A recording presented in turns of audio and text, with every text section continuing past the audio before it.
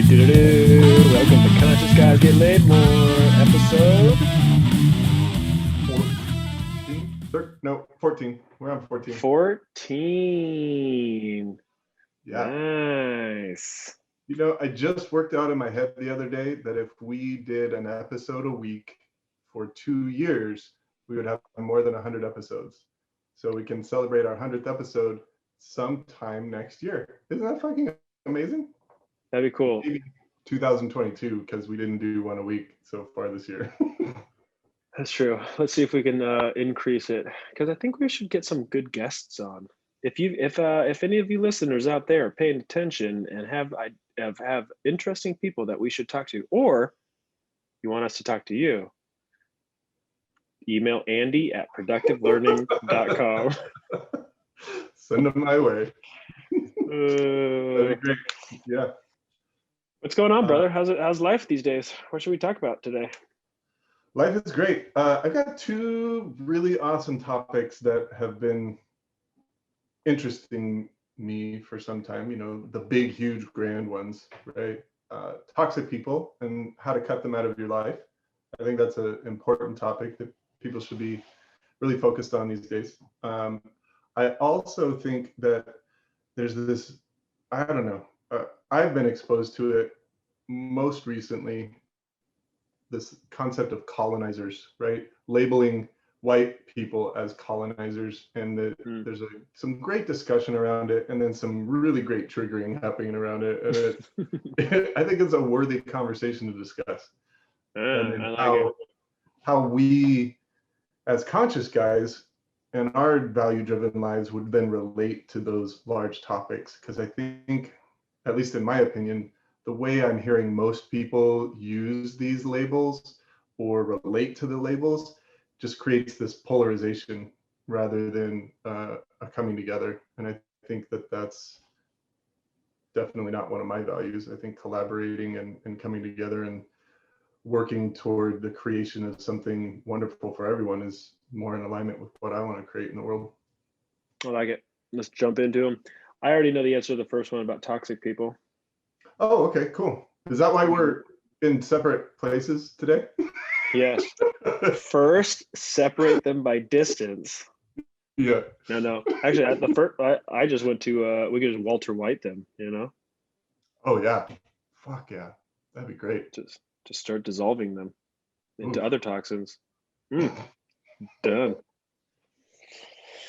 Toxic people. Yeah. Okay. So let's talk about toxic people, because I think that there's I agree. And I think it's really, there's a disservice that my industry, much of our industry, the personal development industry, does with the idea of toxic people, because I think they bastardize a really cool concept.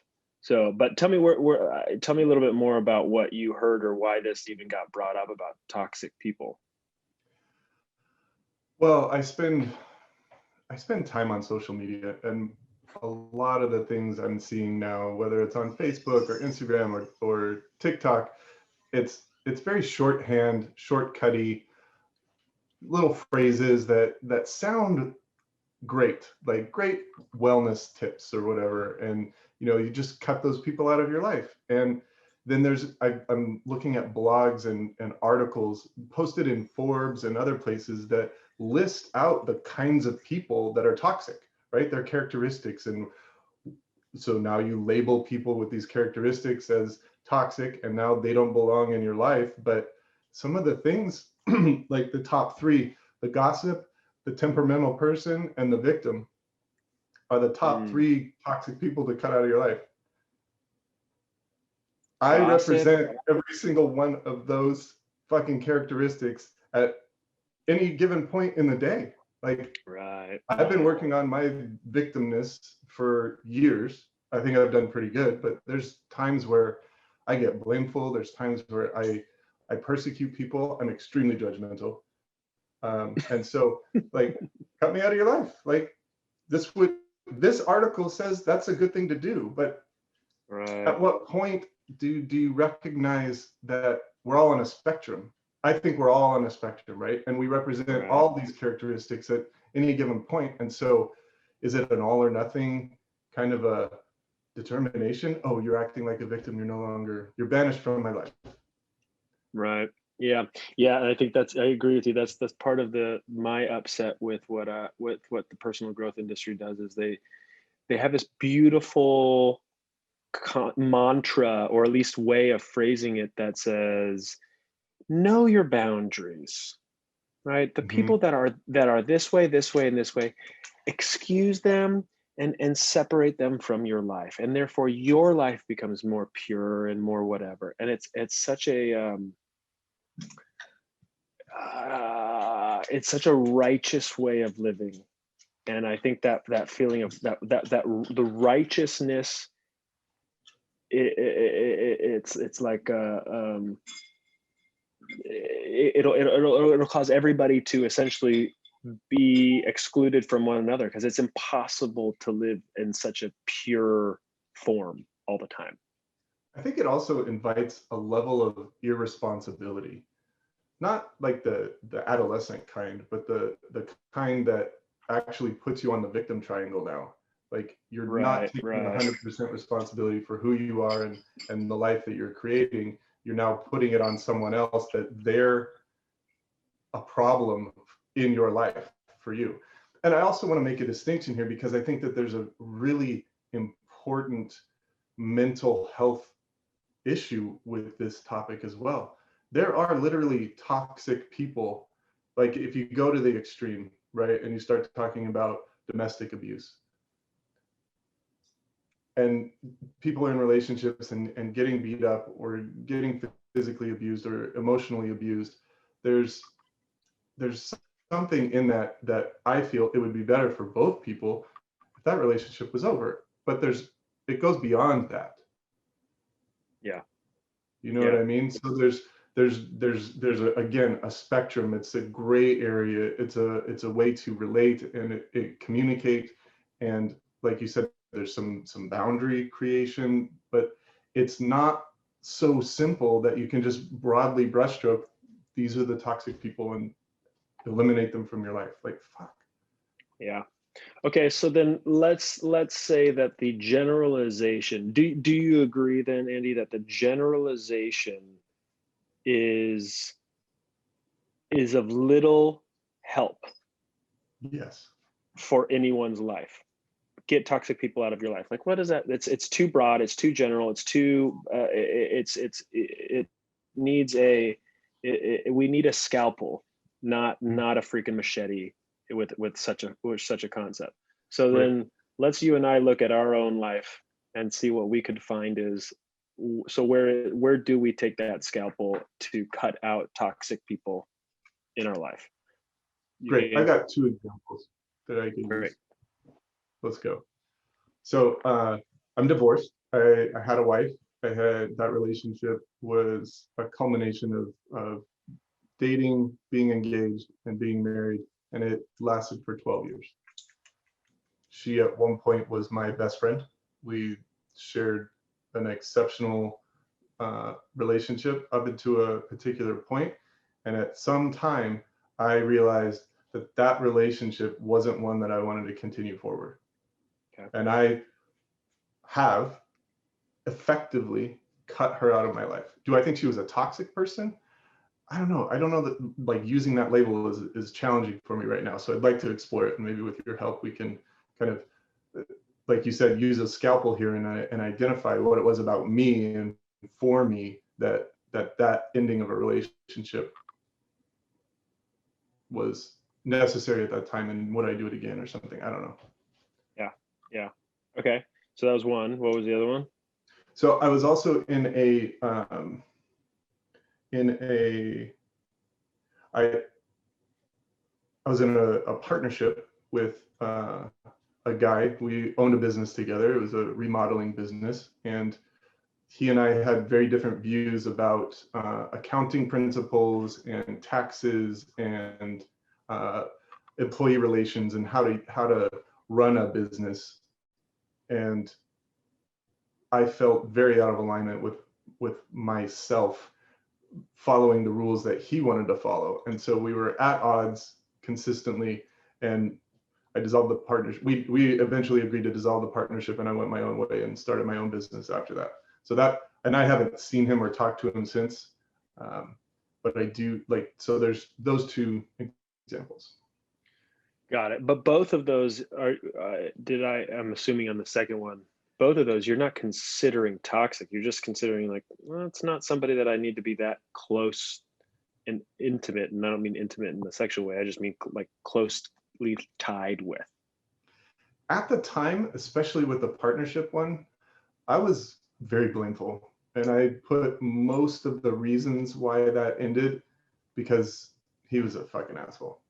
Like, I've learned a lot about who I am and my choices and my values since then, and I can look back on that time and find the value in the relationship, also in the value of ending the relationship. But at the time, I was definitely on the victim triangle about it. Yeah. Okay. So then what? So then what do we want to look for here? Because we could make this a victim triangle concept, right? And actually just make the toxicity into a where are you on the triangle. Mm-hmm. Would that serve you? It might. I'd love to play with it and see if that works, because I do believe that getting to a place where you're no longer on the victim triangle will, at least for me, would be helpful in the identification and labeling. And then where it relates to toxic people, instead of putting the responsibility away from us and on this label, it brings it back to ourselves. Okay. Does that make sense? Okay. What do you Yes, got? I've got a dog that is annoying me.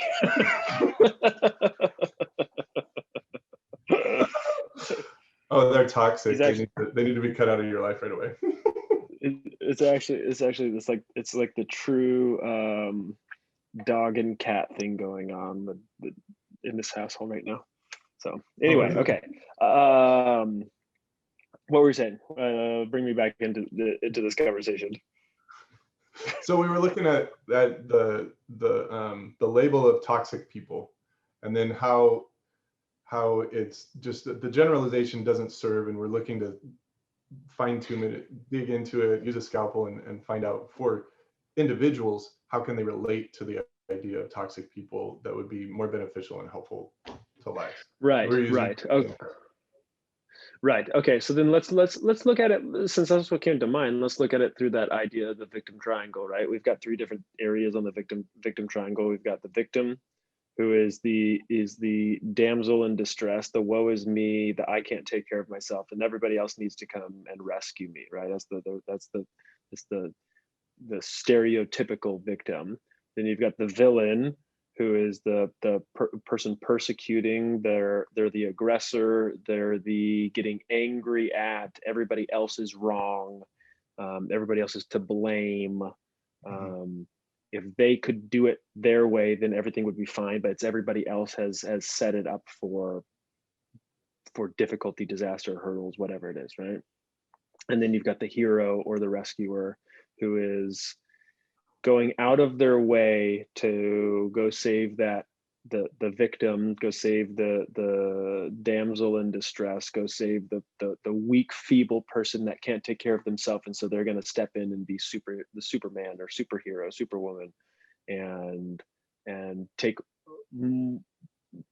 on more than their share is actually necessitating, right? So those are our three positions on the triangle, and the short and sweet of it is, we know you fall onto the victim triangle when you take either more than 100% responsibility or less than 100% responsibility. The only way off of the victim triangle is to take only and ever 100% responsibility, no more, no less.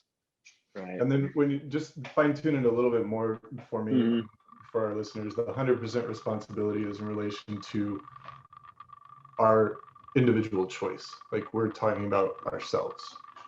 Yeah. Is that right? Are you rattling? Rattling? That That no? was weird. Oh, that was That a was weird truck rattle. outside. Anyway, okay. Yes, the 100% responsibility is my responsibility for my well-being as it relates to the outside world. So it's obviously still in connection with the outside world, but it's me and myself, right? So the victim takes less than 100% responsibility, as does the villain or the persecutor. They take less than, because the victim says, woe is me, I can't do it myself, somebody else has to do it for me. Do it for me, meaning that the thing that I should be doing for myself, I can't do for myself, which is what puts them on the less than side. So they're on the triangle, Mhm. which is the same, similar or related to the villain. They are the upset one. They're typically on the angry side, because the world has created something where they can't get what they want, and now they're going to go be the aggressor on something. So they're still, they're just another way of taking too little responsibility for themselves. And then we have the third one, which would be the rescuer, and that's the person that's taking too much responsibility. Now they're, like we said before, they're going out there to try to make right somebody else's issue or problem. Mhm. Right? They're going to go take responsibility for somebody else's life or wherewithal, because they don't believe that that person can. Whether or not they can is a different thing, but they don't believe they can. So then they're gonna go try to take more than their fair share of what would be healthy responsibility. So if those are our three categories of being on the victim triangle, Yeah. in regards to those two relationships, so your ex and your ex partner and your ex partner, your ex partner and your ex wife, where did you fall into the same character, or were they different on each? What would you say? And obviously probably day to day they're you're moving around the triangle as different positions, but as Mhm. far as I would know, or as I've seen and I look at myself, I typically have a majority one that I go to. It's my easy default one. Mhm. Where do you fall to, Andy? I fall to the victim, the damsel in distress mostly, but feeling sorry for myself, for me, like the situation I've gotten into is more than I can take on, and it quickly moves into the persecutor, that it's someone else's fault and now I get to blame them and I get to be angry. So it starts off in this sadness and despair, and then quickly moves into like this aggression space, blameful space. Got it. So first it's Princess Peach, and you can't take care of yourself, and then you turn into Bowser. Yeah, yeah. I got it. I got it. I got Pretty it. amazing transition. I'm sure you've seen Did it. you? Like, Been on the receiving end. Oops. Okay, and so looking back on those two partnerships, is that was probably your typical go-to? mhm, Like yeah. I can't do this myself, and then I'm angry and I lash out. Mhm, Got it. So if you would have taken as much as, now, where I'm going to ask a question, but I'm not assuming that you would therefore maintain that close of a relationship. So I'm not assuming that. I'm just saying, on the idea of cutting out completely from your life, that idea of toxic. Can you see, now that you've done a decade's worth of work on yourself or more since those relationships, what how could you take 100% responsibility, no more no less, for the dynamics that were created in the relationship? I know this is looking back, so we're going to have to be kind of on a general scale here, sure. but One of the things is my expectations were uh, largely unstated and unclear mm, to the relationship and to the partner in that relationship. And then when I did attempt to clarify some of those expectations, I did it on the victim triangle. So it was as if I was helpless and creating a space for them to then figure out what they were supposed to be doing. Does that make sense? So like, tell me an example on the last one. Like with the partnership in the business, I wanted to, what was one of the examples? So we went through a firing of people on the team, and the reasons for the firing of the people on the team was because we didn't have work. And I wanted to, let them in on the truth of what the situation was and everything. And instead, my partner wanted to, it's just business, like just fire them. We don't need to, we're not going to go hire them back. This is just cut and dried this way. And I wanted him to realize like the value or the benefit in letting them in on the reasons, and that we would go back and hire them because they did a good job.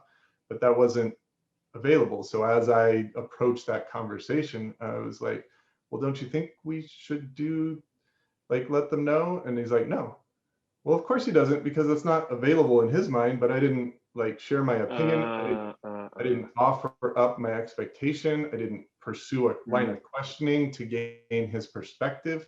I looked towards him as a mentor, wanted him to educate me and share like his years and years of wisdom and experience. But what I was really looking for, he may not have, like, he didn't realize, and I didn't explicitly ask for. So. Got it. Yeah. Oh man, that explains our last 10 years together. Explains some of it. I mean, some of it.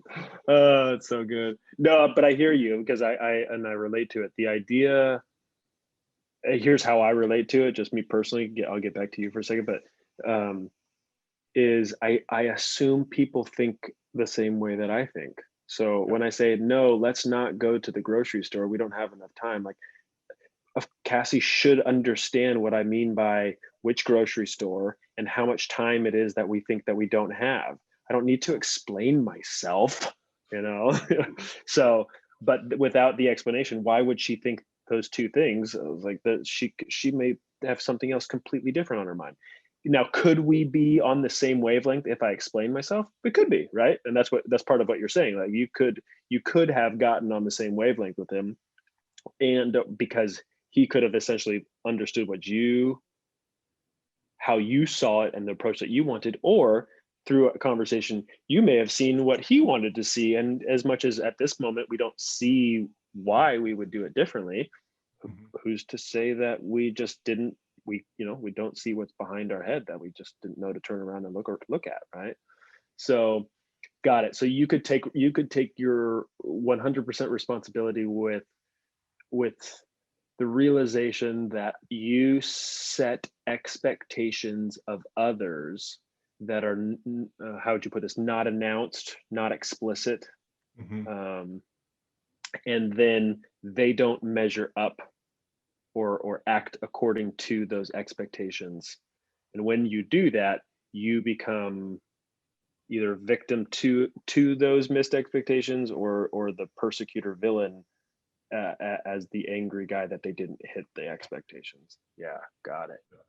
Now, if you could imagine being the enlightened being that you are now, going back to those two relationships, this will be interesting with the ex-wife. Could you see that if you could have made those communications, would you have a different relationship dynamic now than you currently have if you stayed in the victim role? You may have still split up. You may have just seen, we just don't see eye to eye in our marital values and or eye to eye in our business partnership values. But the relationship dynamic that you would have had, do you think that would have changed, or would it still have been whatever it was before? I think there'd be a better possibility of having a different relationship dynamic than no relationship right now. There was just as an example, Mhm. Um, I my ex and I had a dog together, and I left the dog with her. And uh, within a year or two after I left, the dog needed to be put down, and she invited me to come and say goodbye, and I Mm. ignored it. Mm. That could have been a different experience for both of us. Mm. Mm. Yeah, yeah, yeah. It can, am I assuming right? You ignored it because it was essentially with her. It wasn't not about the dog It wasn't about the passing or dog, it was whatever. about her. Yeah. Because I didn't you want love to, the. yeah, sorry. I love the dog, and I didn't trust myself and didn't like myself around her. And so eliminating her from my life was more important than saying goodbye to the dog. That Andy, like that is a that hurts my heart, and also I think that is such a super fucking good representation of why this idea of cutting out toxic people in our lives from our lives is a bad idea, because look at what it it created for you, is that you didn't get to say goodbye to somebody that you love, this being your dog. Yeah. And you are an animal lover, Mhm. so they are family to you, right? Yeah. And I know that they are. That actually, it hurts my heart. Yeah, that makes me emotional. Yeah. I'm sad right now thinking about it. And Yeah. but because I recognize my inability to see my real choice. Like at the time I was with Karen, and I was like, oh, it looks like my dog is gonna go. They have to put the dog down. And I talk about Cody, that's the name of my dog, all the time. Karen knew how much I love the dog. She encouraged me to go. It wasn't Mm, like it wasn't in my face that it was an option, but I didn't feel it as an mm, option. I was still clinging to that need. Like I can't be around her, and that just eliminated so many opportunities and choices for me mm. to make a choice that was more in alignment with what I really wanted. Yeah. Oh man, Andy, I love that. That's. I hope our listeners. I hope people actually listen to this episode.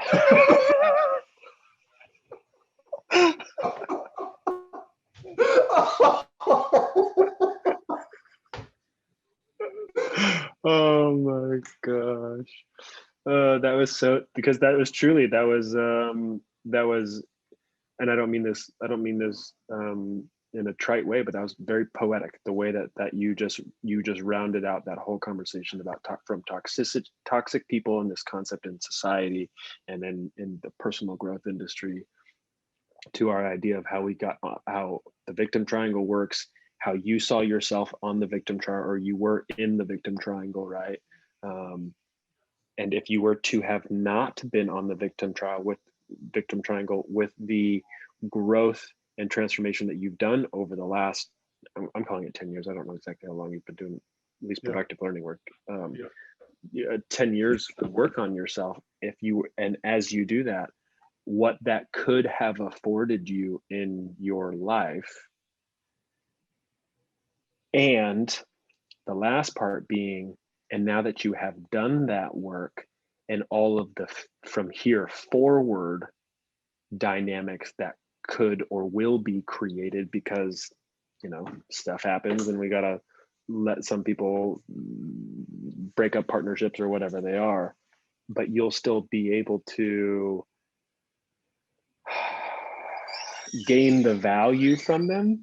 Would that be how you would want to say that? As opposed to, when you cut out toxic people, there's no value to be had whatsoever. It's only a sucking of value. It's only a negative. It's only a minus. Whereas even if you look at it now, your relationship with your ex, when you get out of the victim triangle, you could still look at it like, yeah, it didn't work, but there's wonderful positives that you have taken away, experienced, learned, you've loved, you've all kinds of stuff because of that. But only now you could really benefit from all that value because of the work of getting off the triangle, or not cutting out the toxic people. I think the biggest thing, and even as we've had this conversation, I don't know that I've pieced all of those things out together so that even this has been really powerful. But there's there's a retelling of the story, Mm.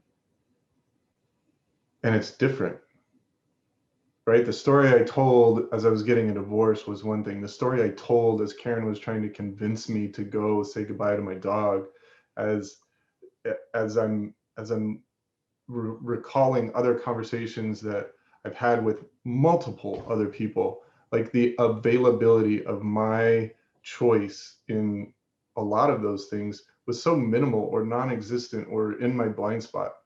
Mm. I mean, I think yours and my relationship and what we're able to create together is a perfect example of how the retelling of that story is ending. Yeah. Yeah. Really cool. Damn.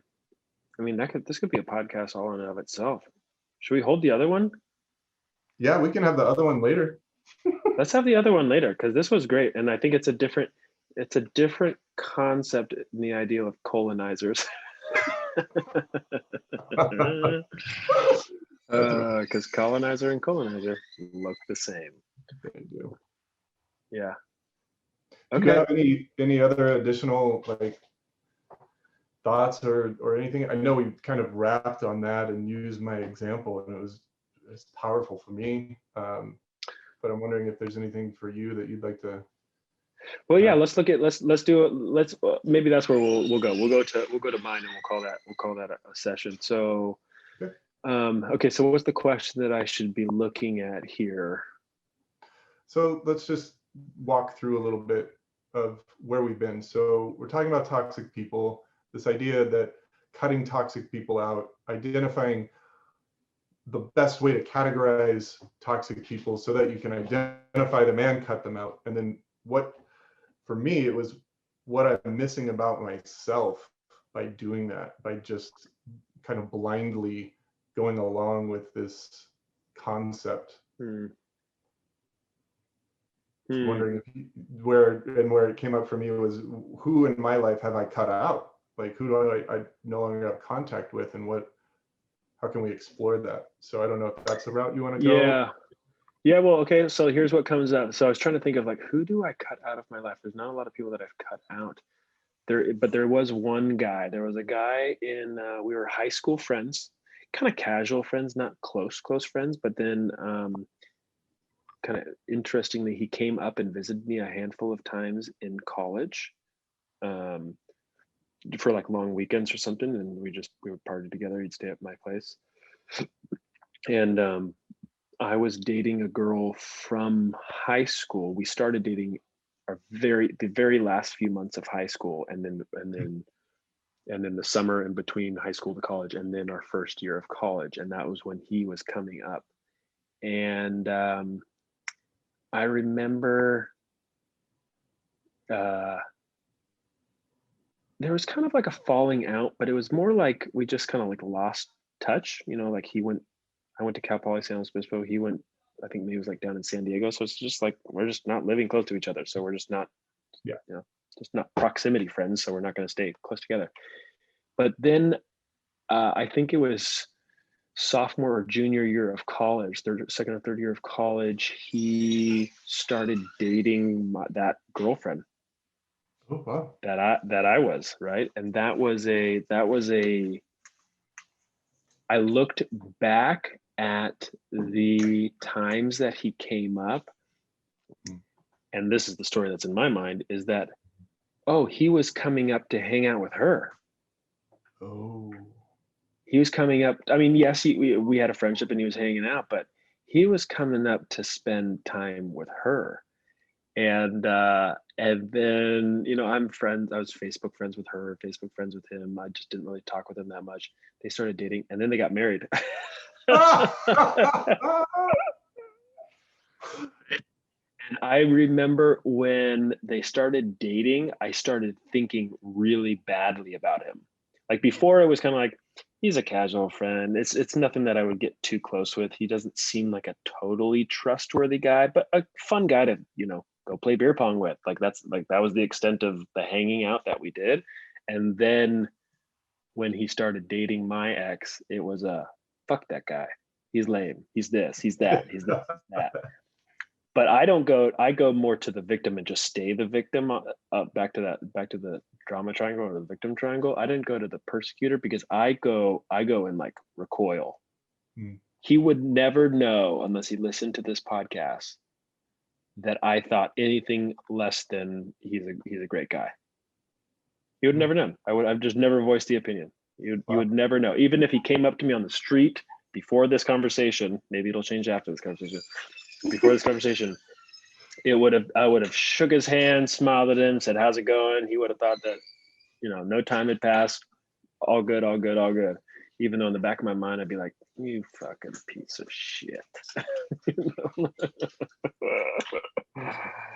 So that's how I do it. That's how I do it. I don't know if ghosting would be the right word, but it's like you disappear from my life. You disappear from my life. Wow. So yeah. That's what I would do. Okay. And so looking back on that relationship, like, and the dynamics of it now, is there value for you in exploring that, do you think? No, he's a piece of shit. No, it's an interesting question. I don't know. Well, here's where the value, here's where it's a sucking of value, like a negative of value, is that when I think about him, I think about all those different things that I was just talking about. Mm-hmm. That he's lame, he's a piece of shit, I don't like him, he stole my ex-girlfriend, even though he didn't, not like he stole it. So there's just, it takes up the mental space that it takes up is doesn't have me feel good. Mm-hmm. You know what I mean? So I wonder if I could see it differently. Would it just be like, yeah, that was a wild time in my, when I was 19 or whatever it was, 18, 19, 20. Good for him for pursuing his girl that he was in love with since high school, because we all three went to high school together, right? Good for him. Maybe it was great that I got out of the way, so that he could have the wife that he wanted and she could have the husband instead of me. So I could see it that way. So I could see that there could be potential. I could see the alternate universe, right? I could see the alternate way of life if I had that different perspective.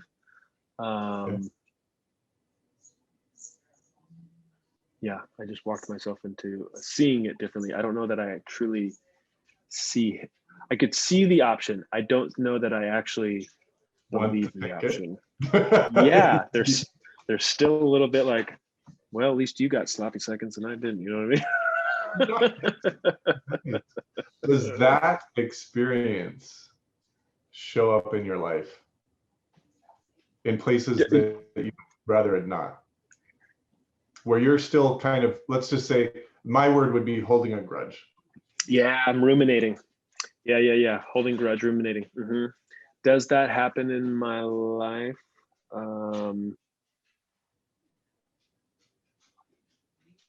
Yeah.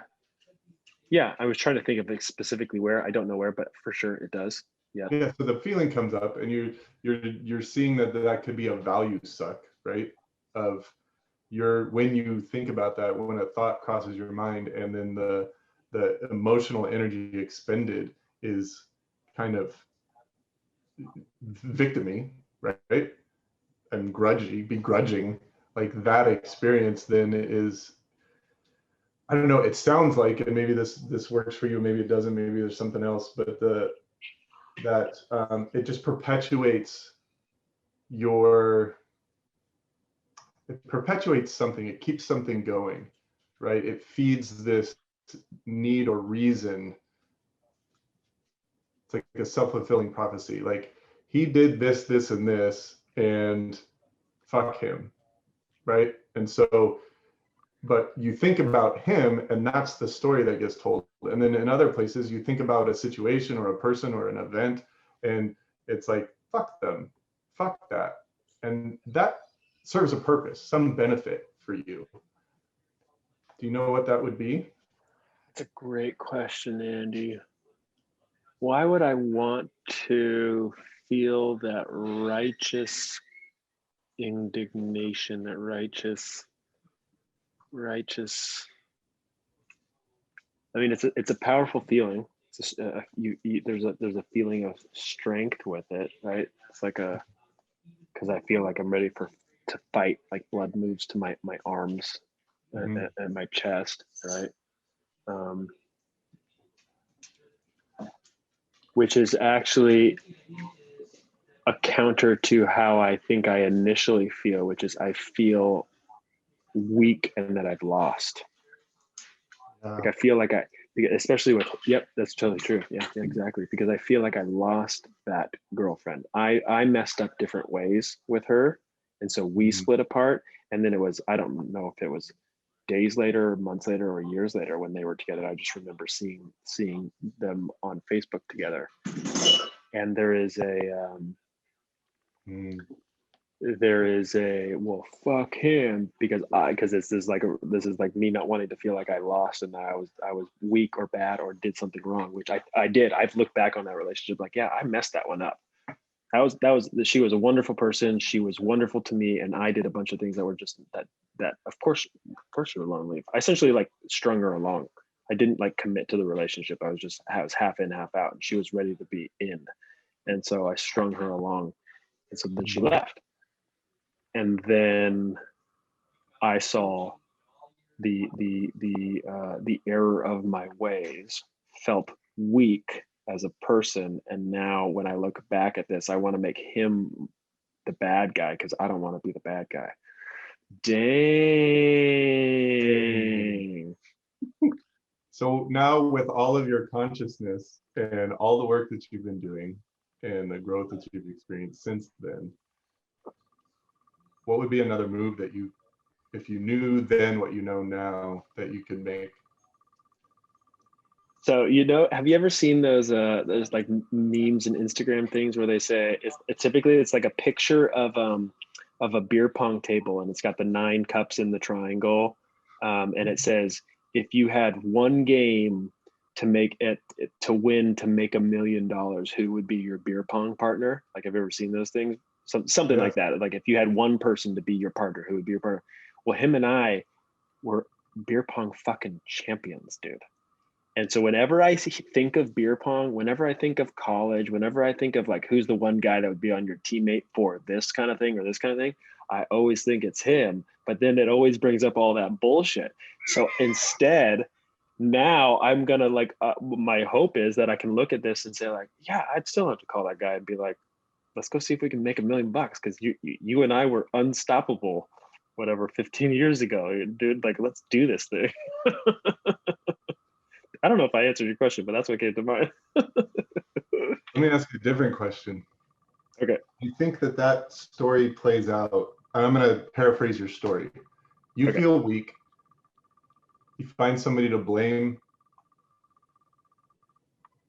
to hide and not experience the feeling of weakness, rather than taking responsibility for the weakness, and you miss out on a great partnership.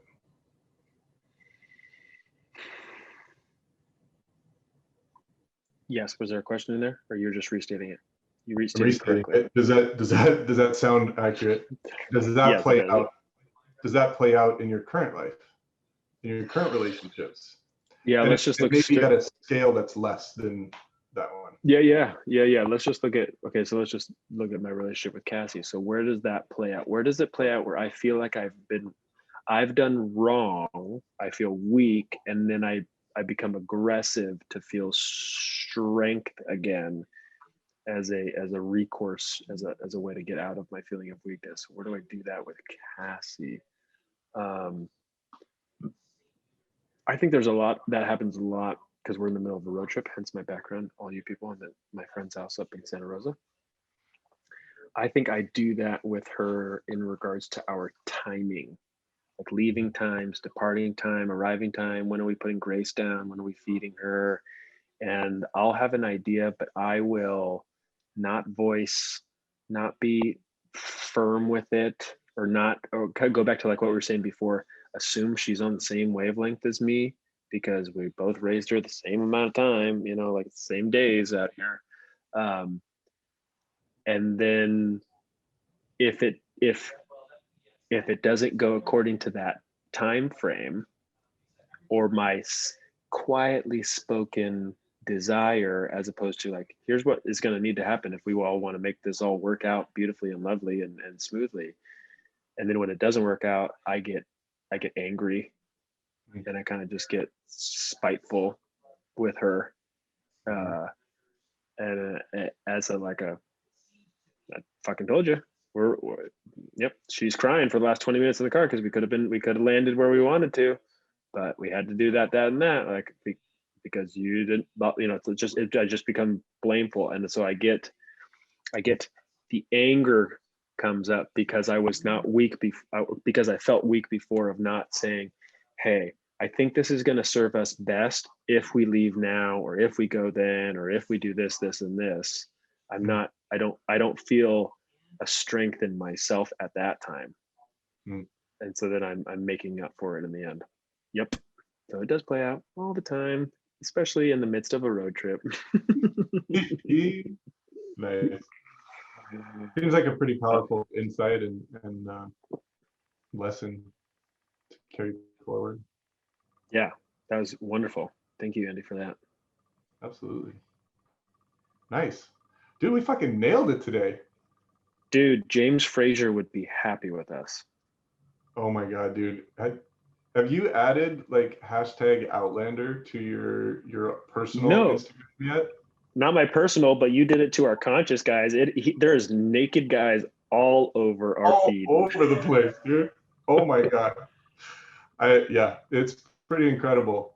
So I can see that the life he leads is pretty amazing. Yeah, right. So yeah, that is true. All right, buddy. Fantastic. Yeah. What do you think? I just wanted to come back around just to add and circle back. You brought up Jamie Fraser. The values-driven life, I think, is a really important aspect of who we are as conscious guys and what we want to represent and share with the world, right? And so this conversation to me exemplified some of the values I have of collaboration over this idea of cutting out, right, and missing opportunities because of it. And so for me, that was huge. Do you have a little recognition of one of your values?